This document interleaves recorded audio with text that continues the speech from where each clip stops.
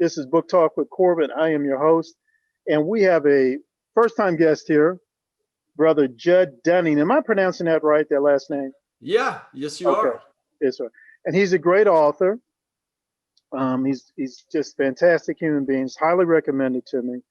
And folks, we're just going to spend the next 15 minutes talking about him, talking to him, and talking about him, his views, his book. And in fact, we're going to start off by talking about it's a new book, brother, 13 and a half Reasons Why Not to Be a Liberal. There you go. That's my kind of man right there. And How to Enlighten Others.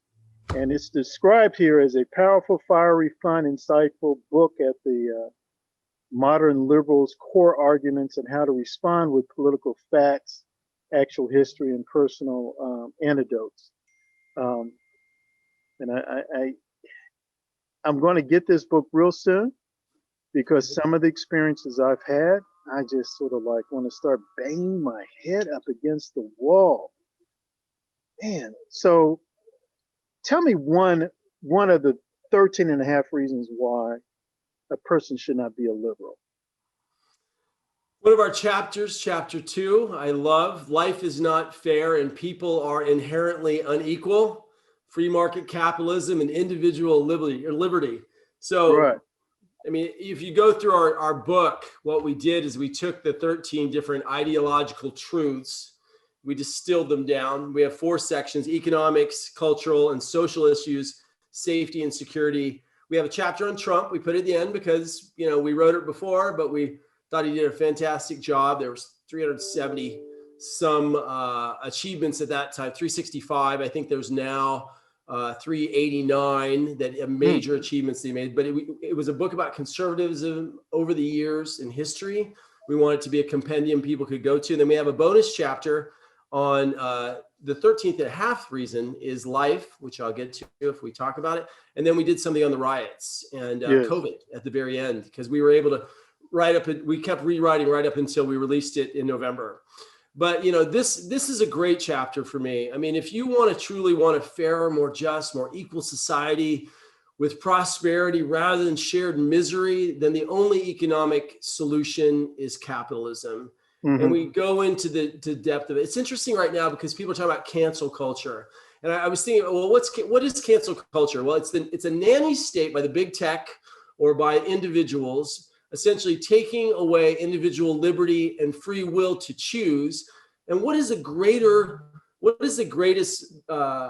hedge against cancel culture or despots of information like big tech right now? And that's the free markets. Because basically, if something isn't good, we just don't buy it anymore. We don't read it anymore. We change the channel because you can trust Americans. So that chapter was specifically relevant right now. Right. And you brought up something. Folks, this is a good book because this brother's only been speaking for 2-3 minutes, and there's a lot of meat there. There's a lot of meat there. You got to get that book. He just showed you right now how much meat's in that book. So I want to pull some things out where you talk about life's not fair. And like I teach chess on a professional basis. I have a nonprofit organization. Oh, right on. Cool. And brother, what I did at my last chess club meeting? I said to my students, "Come here, you guys sit down. I'm going to talk to you about blind chess players." And they were stunned. I said, "Coach, blind people can play chess?" See how they play chess. Yeah, I'm gonna. I showed them videos enough. Life ain't fair, brother. Life ain't fair. That's the beauty of it, though, right? Every morning, knowing whether you're going to succeed or fail. I mean, when I drive over the mountains of this great country and you see just where they've hewn roads, you think about the first people and what they went through and the pestilence and the death and the starvation and the weather. Right. We come from stock that said, hey, you know what? You can no longer religiously repress us. You can no longer economically depress us. We are Americans, no matter what it takes. I mean, that's what we're built on, and it's still there. It's still there. We're having this discussion right now. Right. So that's that was and you mentioned a little bit there about high tech.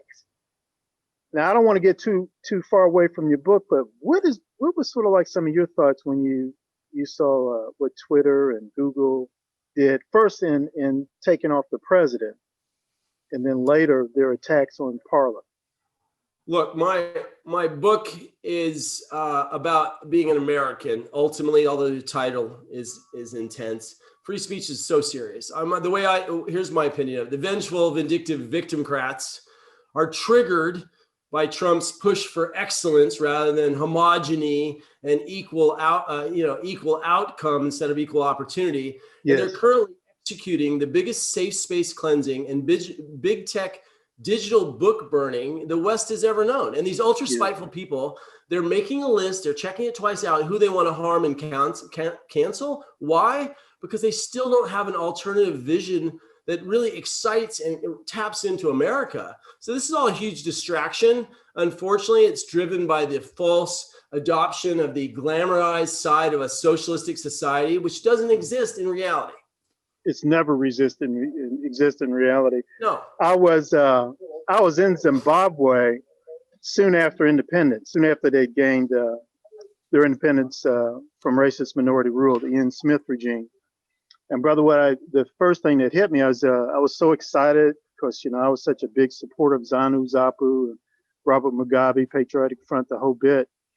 And brother, when I started talking at a party, these people were scared.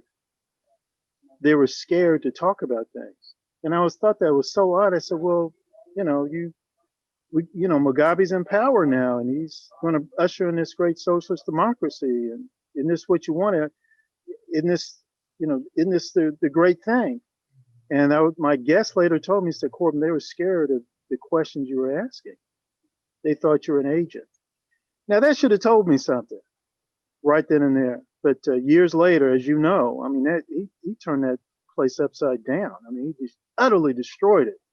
It's so timely, right? What you're saying as it relates to Uganda right now, right? In Uganda, they just turned off the military's on the streets during the election. No Facebook, no WhatsApp, no Twitter. Twitter saying, "Oh, you shouldn't censor elections in this half of the world," and then here he's saying, "Well, this isn't going to stop." If you saw the Project Veritas release on Jack Dorsey's conversation, looks like this is the way forward. We've got a divisive nation. We're sorry that we had to take down Trump, but we did it for the public safety. Big tech is censoring intensely. And you're just sitting there questioning the democracy when you were in Africa. Now they just turn off the switch. And they're openly hypocritical about it. This is war. This is war. I will fight. I don't, look, I'm a 2A guy. I'm not crazy. But if somebody silences us and steps on our boot, revolution can happen even in some places sophisticated here. Hopefully it never happens on the way we've seen agitators act, the breaking of civil law and order.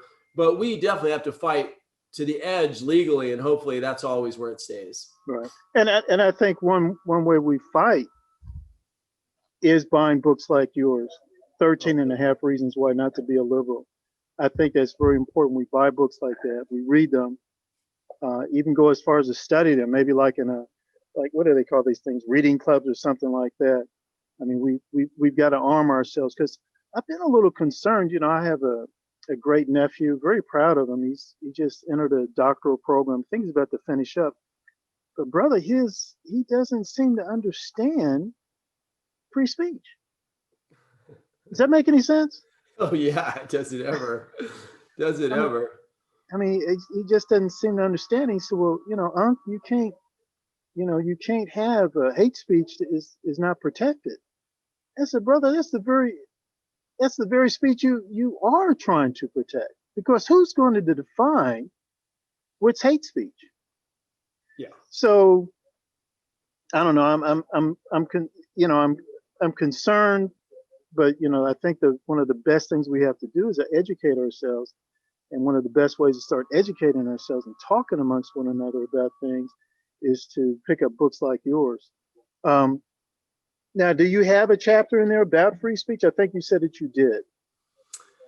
Yes, we do. As far as speech, life is not a safe space.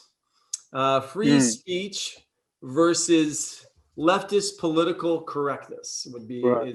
is that one. And let's see if I can get to that one for you real quick too. Yeah. I mean, I don't know. And what's so interesting, if you look at the history a little bit, I remember there was a time when it was the people on the left, they had the whole free speech movement. They were talking about the importance of free speech. And yet now, I guess as they've grown older, I don't know, maybe they changed their minds. But all of a sudden now they're the ones who are censoring it and censoring it rather powerfully. Well, free speech is now the speech that serves my agenda, that gets my objective, that doesn't offend. So we've created these meta laws. I mean, there are civil liabilities now for saying, stepping on toes. There are job liabilities. You can get canceled, you can get fired, etc. You can get, and listen, go to a tribal level. If you say the truth and you're thrown out back in the tribal days, there's no food, there's no water, you're excommunicated.